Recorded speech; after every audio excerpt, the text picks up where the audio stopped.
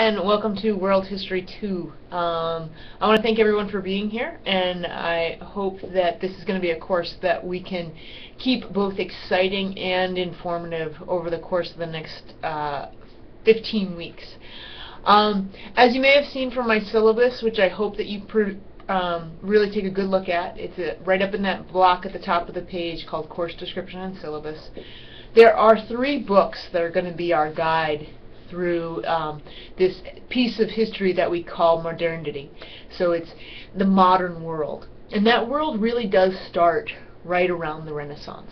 And that's usually the common breaker that we use in terms of World History 1, World History 2. And there are a number of ways to do world history.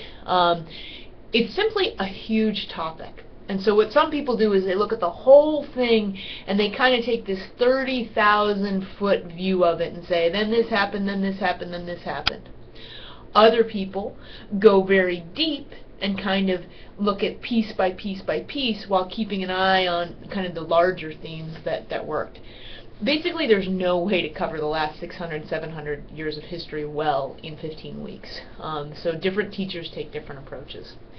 My approach this semester, and hopefully it'll be fun for you, is to look at modernity through 3 specific pieces.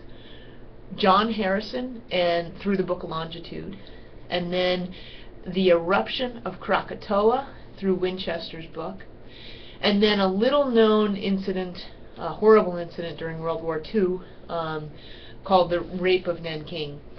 And what we're going to do is use these pieces of history as lenses to see the history around these events.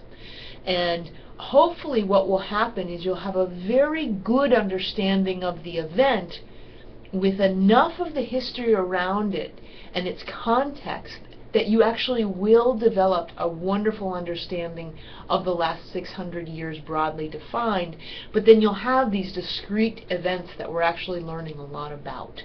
So basically, my hope is that we can look both narrowly at these singular events, but understand the context in which they happened, and through that, really take a good look at the last 500, 600 years of history.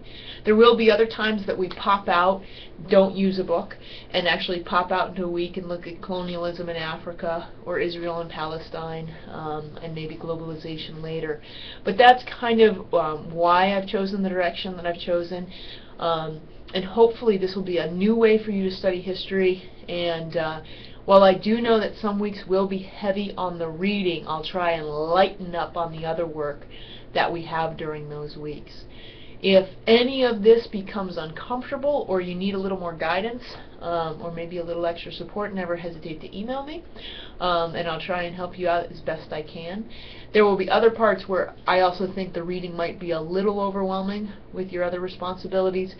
So especially in Winchester's book, there's a whole chapter that I tried to read very carefully and then make notes for you. So we'll do it that way. So that's what we're going to do, is we're going to kind of hopscotch from event to event to event, taking some time out in between to learn about other things. But hopefully this will be a good experience for you, and we'll get to challenge you a little bit as readers and writers. And we'll be able to enjoy each other's company along the way. Alright, thanks so much. Looking forward to it.